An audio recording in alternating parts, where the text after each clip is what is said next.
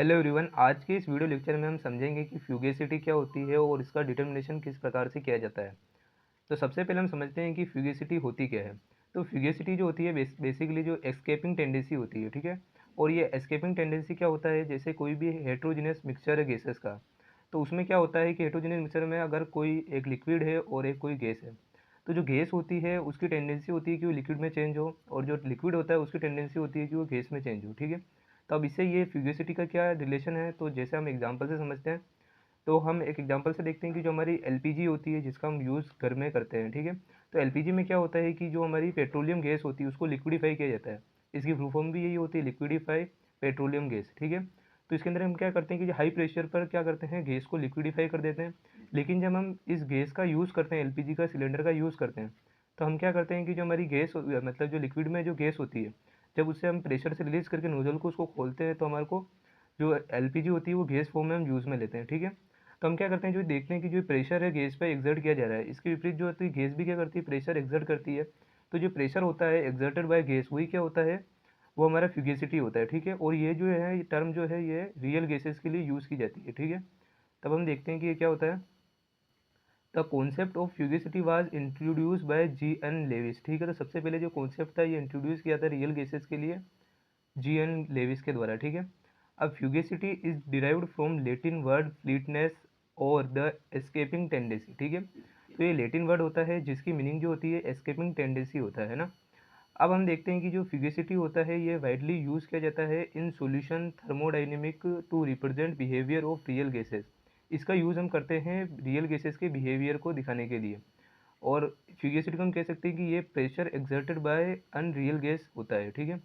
अब हम जानते हैं कि जो हमारा कोई भी सिस्टम होता है जिसमें आइसोथर्मल कंडीशन के अंदर जो हमारी इक्वेशन होती है वो होती है हमारी D delta G equal to होती है हमारी V D P minus S D T, ठीक है। तो अब हम एट कॉन्स्टेंट टेम्परेचर पर अगर इस इक्वेशन को देखें तो जो डी टी होता है वो जीरो हो जाता है। तो हमारी इक्वेशन क्या बनती है, D G equal to V D P. अगर हम ये पी को डी पी को उधर भेजें तो क्या हो जाएगा, वो भाग में चला जाएगा, D G upon D P eight constant temperature पे क्या हो जाएगा, वी हो जाएगा, ठीक है। ये हम आगे जो डिटर्मिनेशन करेंगे तब इसका यूज़ में लेंगे हम। अभी हम केवल इक्वेशन वन से आगे इसको और सोल्व करेंगे, ठीक है। अब ये जो इक्वेशन वन है, ठीक है, अगर यही इक्वेशन वन जो है अगर एक मोल गैस के लिए यूज़ में ली जाए, तो जो डी जी होता है उसको हम जो होता है डेल्टा म्यू भी लिख सकते हैं। ये जो होता है डेल्टा म्यू वो हमारा होता है केमिकल पोटेंशियल, ठीक है। तो केमिकल पोटेंशियल होता है वो होता है फ्री एनर्जी अपॉन मोल्स, ठीक है। अगर एक मोल के लिए हम यूज़ में लेंगे तो डेल्टा जी इक्वल टू होगा हमारे डेल्टा म्यू के, जो कि हमारा है केमिकल पोटेंशियल, ठीक है। अब यहाँ पे आप देख सकते हो कि हमने क्या करा, डी जी की जगह डी यू ले लिया, ठीक है। जैसे हमारे को यहाँ पे भी डेल्टा यू हमारे काम में नहीं आएगा, अभी हम वापस हम डी जी से इस इक्वेशन को सोल्व करेंगे। तो डेल्टा यू हमारा क्या हो जाएगा, U one to U two, ठीक है, mu one to mu two, ठीक है। म्यू से इसको रिप्रेजेंट करते हैं केमिकल पोटेंशियल को, ठीक है। अब हमने इसमें क्या करा, इंटीग्रेशन कर दिया mu one to mu to और प्रेशर को पी वन से पी टू में, ठीक है। तो डेल्टा म्यू इक्वल टू क्या हो जाएगा, जब इसका इंटीग्रेशन करेंगे तो higher limit minus lower limit करेंगे तो डेल्टा म्यू हो जाएगा। और इसमें क्या हो जाएगा, इंटीग्रेशन करेंगे तो हम क्या लिख सकते हैं, वी को, जो हमारे एक मोल गैस के लिए क्या होती है हमारी आदर्श गैस समीकरण होती है P V equal to N R T. इसे हम वी के लिख सकते हैं आर टी अपॉन पी। तो हम यहाँ पे क्या लिख देंगे, are T upon P D P, ठीक है। अब जब इसका इंटीग्रेशन करेंगे तो हमारे क्या आता है, डी पी अपॉन पी का इंटीग्रेशन होता है हमारे एल एन यानी कि नेचुरल लॉग पी, ठीक है। तो इक्वेशन क्या हो जाएगी हमारे delta mu equal to R T L N P और लिमिट हमारे पी वन से पी टू, ठीक है। और यहाँ पे एक जो आएगा हमारा कॉन्स्टेंट भी आएगा, इंटीग्रेशन कॉन्स्टेंट, जिसको हम सी करते हैं। और अब यहाँ पे क्या लिख रखा है कि और एज इन गिव्स free energy form, integration constant को हम जी स्टार मानते हैं, ठीक है। तो यहाँ पे अभी हमारी इक्वेशन क्या बन जाएगी, G equal to G star plus N R T L N P for N mole of gases के लिए, ठीक है। एक मोल के लिए लेके करेंगे तो हमारा क्या हो जाएगा, R T L N P, ठीक है।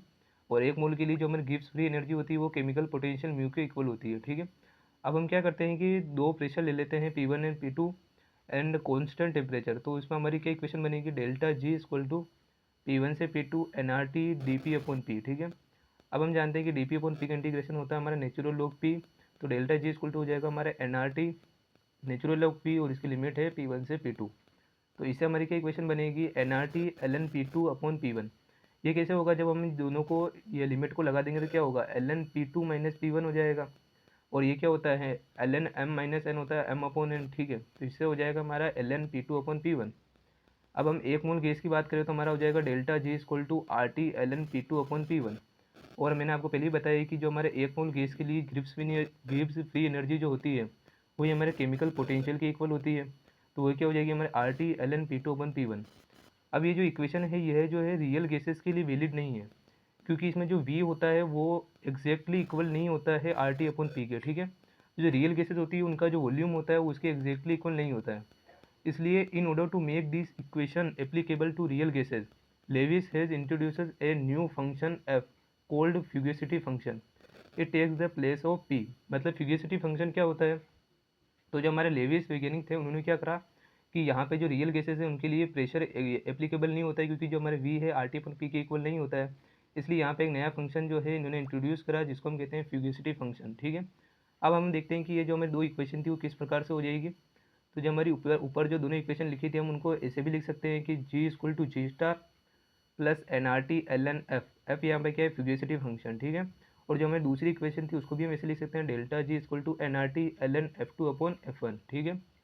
अब यहाँ पे क्या लिख रखा है कि जो fugacity is a sort of fictitious pressure which is used in order to retain for real gases simple form of equation which are applicable to ideal gas only, ठीक है। तो फ्यूगेसिटी जो होती है टर्म हम आइडियल गैसेस के लिए use में लेते हैं।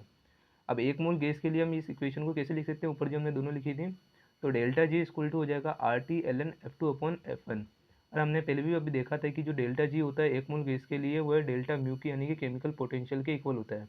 तो हमारी इक्वेशन हो जाएगी R T L N F two upon F one.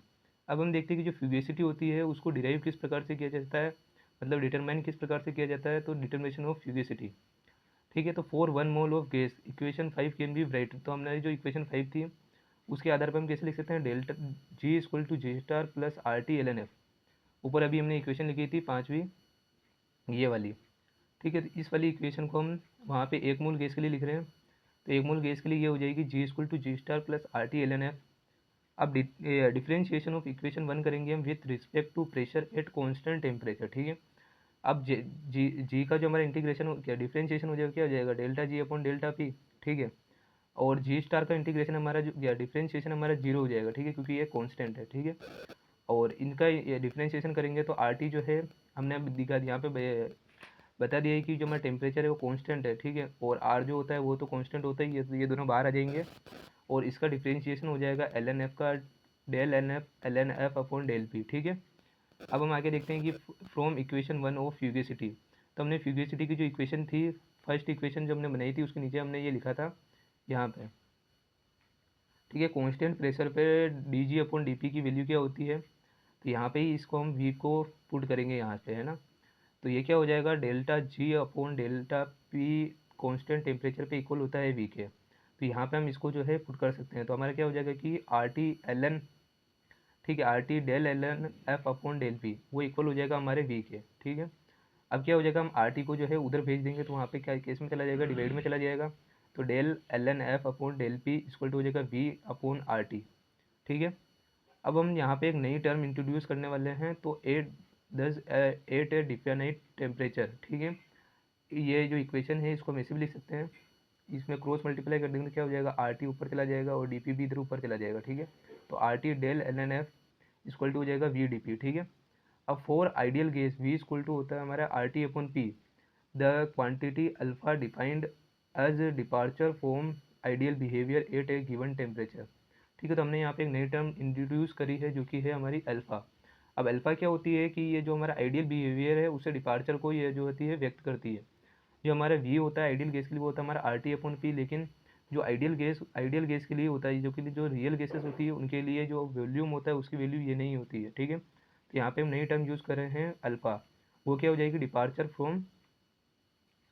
From हो जाएगा हमारा आइडियल बिहेवियर, ठीक है। तो आर टी अपॉन पी जो कि आइडियल गैस के लिए होता है माइनस पी जो कि हमारा वॉल्यूम हो जाएगा हमारा रियल गैसेस के लिए। तो ये हो जाएगा रियल बिहेवियर मतलब आइडियल बिहेवियर से डिपार्चर, ठीक है।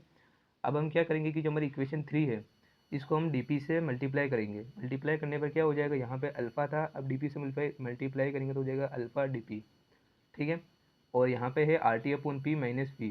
तो आर टी अब डी से मल्टीप्लाई करा तो डी पी आई गया, अपॉन पी में पहले ही था तो ये पी लिख दिया, माइनस वी और डी से मल्टीप्लाई किया तो वी डी पी, ठीक है।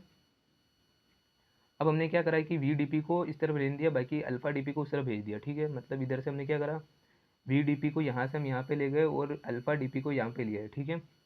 तो इक्वेशन हमारी कैसे बन गई, V D P equal to R T D P upon P minus alpha D P, ठीक है।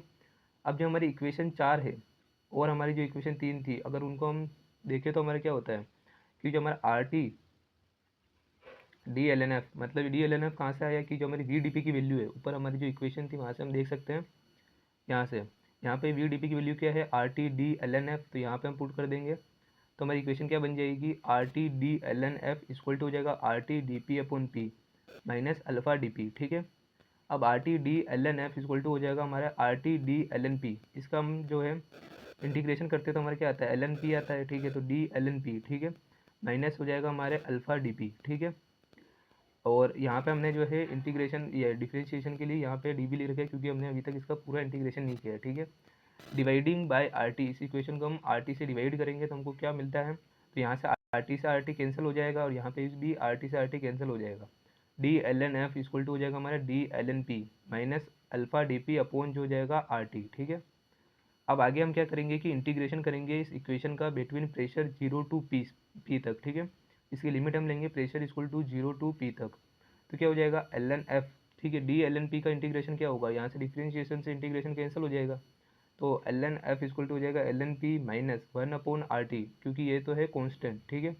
ये दोनों वैल्यू हमने पहले डिफाइन कर दी कि ये कॉन्स्टेंट है, आर तो हमारा कॉन्स्टेंट होता है, हमने टेम्परेचर डिफाइन कर दिया कि ये कॉन्स्टेंट है, ठीक है। ये क्या हो जाएगा हमारा minus 1 upon R T integration 0 to P alpha D P, ठीक है।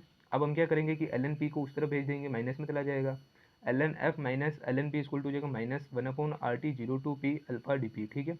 इस तरह की क्वेश्चन बन जाएगी। तो हम जानते हैं कि एल एन मतलब natural log of M minus natural log of N क्या होता है, natural log M upon N होता है, ठीक है। तो ये क्या हो जाएगा L N F upon P equal to हो जाएगा हमारा minus 1 upon R T 0 to P alpha D P, ठीक है। तो इस प्रकार से हम क्या करते हैं कि जो फ्यूगेसिटी है उसका जो होता है डिटर्मिनेशन करते हैं। और यहाँ पे आप जो एफ अपॉन पी देख रहे हो वो क्या होता है हमारा, एफ अपॉन पी जो होता है हमारा, ये होता है हमारा फाई, ये जो होता है हमारा क्या होता है, फ्यूगेसिटी जो है हमारा कांस्टेंट होता है एक, वो होता है, ठीक है। तो ये थी हमारी डिटर्मिनेशन कैसे कर सकते हैं फ्यूगेसिटी का। अब हम देखते हैं कि जो हमारा अल्फ़ा है वो जो होता है हमारा डिटरमाइन किया जाता है experimentally at different pressure, these value of alpha are then plotted against corresponding pressures as below. मतलब जो हमने जो अल्फ़ा है उसको एक्सपेरिमेंटली डिफरेंट प्रेशर पर कैलकुलेट करते हैं और प्रेशर और अल्फ़ा के बीच में हम ग्राफ खींचते हैं। तो हमारा ग्राफ कुछ इस प्रकार से दिखाई देता है, यहाँ पे एक्स एक्सिस पे हमारा प्रेशर है और वाई एक्सिस पे हमारा अल्फ़ा है, और नीचे की जो वैल्यू है हमारी वो नेगेटिव है, ऊपर की वैल्यू हमारी पॉजिटिव है, ठीक है। तो ग्राफ कुछ इस प्रकार का आएगा आपके, जो ऊपर की जो वैल्यू हमारी आएगी वो हमारा पॉजिटिव एरिया है और नीचे की जो वैल्यू हमारा वो है नेगेटिव एरिया, ठीक है। तो इस टाइप से आपको फ्यूगेसिटी का डिटर्मिनेशन जो होता है बताना होता है।